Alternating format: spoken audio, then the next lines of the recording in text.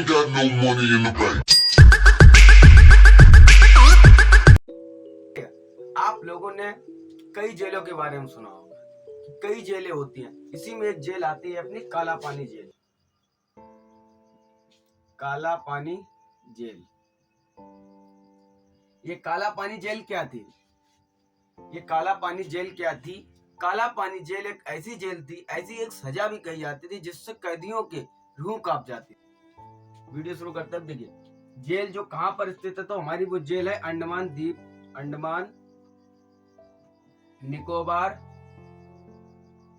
निकोबार द्वीप समूह। ये एक केंद्र शासित प्रदेश है। ये हमारे भारत का केंद्र शासित प्रदेश है अंडमान निकोबार द्वीप समूह। यह इसमें स्थित है, जिसे हम लोग काला पानी जेल के नाम से भी जानते हैं। इस जेल का नाम काला पानी जेल पड़ा कैसे? इस सेलुलर जेल का नाम काला पानी जेल पड़ने की वजह यह थी कि यह चारों तरफ से समुद्रों से घिरा हुआ था। यह चारों तरफ से समुद्रों से घिरा हुआ था और कई किलोमीटर चले जाएंगे हम लोग। कई किलोमीटर जाने पर भी इसका कोई भी किनारा नहीं था। इसका कोई भी किनारा नहीं था और जमीन का भी कोई नामो निशान नहीं, किनारा नहीं, कुछ भी नहीं था। इसलिए इसे काला पानी भी कहा जाने लगा। इस जेल का उपयोग ब्रिटिश सरकार ने भारत स्वतंत्रता सेनानियों को सजा देने के लिए किया था। इस जेल का निर्माण स्वतंत्रता सेनानियों ने ही को बंदी बनाने के लिए ही किया गया। इसका एक ही मकसद था। इस जेल का निर्माण करने का ख्याल ब्रिटिश सरकार के दिमाग में 1857 की जब अपनी पहली क्रांति हुई थी उसी समय आ गया था। फिर इसके बाद 1896 के बाद इस जेल का निर्माण कराया। द्वीप समूह का जो जंगल था, घना जंगल था, उसे कटवाकर कार्य शुरू किया गया। लेकिन वहां पर कार्य करने वाले लोगों को जंगलों के जहरीले कीड़े मकोड़े, सांप, बिच्छू, वहां की जलवायु एक मुसीबत बनकर सामने आई। फिर वहां पर सबसे पहले अंग्रेजों अधिकारियों के लिए आवास, चर्च, कॉन्फ्रेंस हॉल आदि प्रमुख चीजों का निर्माण किया गया। फिर बाद में जेल की निगरानी के लिए जेल में एक टावर बनाया गया, जहां से जेल के कैदियों की निगरानी की जा सके। उसी टावर पर एक बड़ा सा घंटा लगाया गया, जिससे जेल की किसी भी आपात स्थिति में उसको बजाया जा सके। फिर उसके बाद शुरू हुआ सेलुलर जेल का निर्माण। हर एक जेल 3 मंजिल की थी। इसमें 696 सेल बनी हुई थी। 696 सेल बनी हुई थी जिसमें लाए गए कैदियों को अलग अलग रखा जा सके।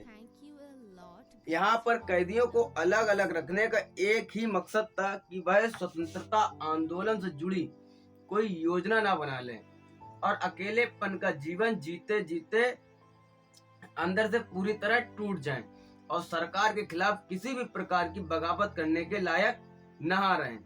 हर सेल जो भी कैदियों की सेल बनाई गई थी, जिसमें कैदियों को रखा गया था, उस सेल का साइज 4.5 मीटर इंटू 2.7 मीटर था और इसी में 3 मीटर की ऊंचाई पर एक विंडो थी। अब आपके दिमाग में प्रश्न आया होगा, जैसे इतनी ऊंची जो विंडो थी, कोई भी कैदी आसानी से भाग सकता था? हाँ, ये भी मैं भी कहूंगा, हाँ बिल्कुल भाग सकता था। लेकिन भागा क्यों नहीं, ये हम आपको बताते हैं। हमने आपको पहले शुरुआत में बताया था कि इसमें एक चारों तरफ पानी ही पानी था और समुद्र ही था। कई किलोमीटर तक कोई किनारा ही नहीं था, इसलिए भाग के जाता कहाँ। इसके बावजूद भी कई कैदियों ने भागने की कोशिश की, लेकिन नाकामयाब रहे। कहा जाता है कि इस जेल से एक साथ 200 कैदियों को भागने की कोशिश की। वहां पर सब एक साथ भागे थे, लेकिन विफल रहे और पकड़ लिए गए। इसके बाद वहां की खौफनाक यातनाओं को देखते हुए कई कैदियों ने आत्महत्या कर ली। तो वहीं जेलर अधीक्षक वॉकर ने जेल से भागने वाले कैदियों को फांसी की सजा सुना दी गई और उन्हें फांसी दे दी गई। सेलुलर जेल का के निर्माण में लगभग 5,17,000 रुपए की लागत आई थी उस समय। और इसका मुख्य भवन लाल नए ईंटों से बना था और यह ईंटें बर्मा से मंगाई गई थी। फिर आखिर में कुछ साल बाद 10 मार्च 1906 को इस जेल का निर्माण पूरा हुआ। इस जेल में बंद कैदियों पर बहुत जुल्म होता था। यहाँ पर हर एक कैदी को कोल्हू की बैल की तरह नारियल और सरसों का तेल फेरना होता था। ऐसा ना करने पर उन्हें बुरी तरह से कोड़ों से मारा जाता था और सालों तक बेड़ियां बदन से उतरती नहीं थी। और यहाँ पर रहने वाले कैदियों से काफी काम कराए जाते थे, जैसे कई घंटों तक पिसाई करना, रस्सी बनाना, नारियल की जटाव बनाना, कालीन बनाना, एकांत कोठरी में अकेले रहना, 7 ही हफ्तों तक भूखा रखना, सलाखों के पीछे रखना। ये यातना इतनी भयानक थी, इसमें कैदियों को मानसिक और शारीरिक दोनों रूप से अपाहिज बना दिया जाता था और हर कैदियों को अलग अलग रखा जाता था, जिससे स्वतंत्रता सेनानी जो भी स्वतंत्रता आंदोलन के खिलाफ कोई भी योजना ना बना ले। और इन्हें खाने को क्या दिया जाता था? इन्हें खाने के लिए जंगल के घास की सब्जी दी जाती थी और उन्होंने मना कर दिया था तो कोड़ों से मारा जाता था और यह सब्जी भी नहीं दी जाती थी। कैदियों को मजबूरी में हफ्तों तक भूखा रहने के कारण यह सब्जी खानी ही पड़ती थी। नमक सिर्फ एक चुटकी भर दिया जाता था। इस खाने की वजह से कई कैदियों की मौत भी हुई और पीने के लिए जो पानी दिया जाता था वो किसी नाले का होता था या उसमें कीड़े मकोड़े होते थे, रेंगते थे, जिसे हम और आप जिसे देख लेना तो वोमिटिंग शुरू हो जाए। और इस काले पानी की जेल में तो शौचालय भी नहीं था। शौच को इन्हें अपनी ही सेल में ही करना होता था, और इन्हें 2 बर्तन दिए जाते, कैदियों को 2 बर्तन दिए जाते थे। 2 बर्तन दिए जाते, उन्हीं 2 बर्तनों में थे उन्हें एक में खाना खाना पड़ता था और एक में शौच के लिए उपयोग वह करते थे। और सेल से बाहर आने के बाद इन बर्तनों को साफ करते थे। और उन कैदियों के पास ना तो कोई कंबल, ना बिस्तर, ना रजाई, कुछ भी नहीं होता था। उनको ऐसे ही जीवन भर जमीन पर सोना पड़ता था, चाहे मौसम कैसा भी हो। उन्हें मौसम से मतलब नहीं, सर्दी बरसात कुछ भी हो, आपको जमीन पर ही सोना पड़ेगा। काला पानी जेल की सजा अंग्रेज सिर्फ भारतीयों के लिए नहीं करते थे। यहाँ पर दूसरे जगह के क्रांतिकारियों को भी लाया जाता था और ब्रिटिश सरकार की यह जगह पसंदीदा थी, क्योंकि यहाँ पर कैदियों को भागने की कोई शंका नहीं थी। भागेगा तो भागे कहाँ? ब्रिटिश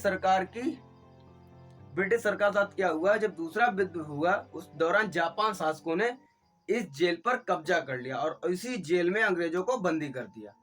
जापान शासकों द्वारा बंदी कर लिया गया।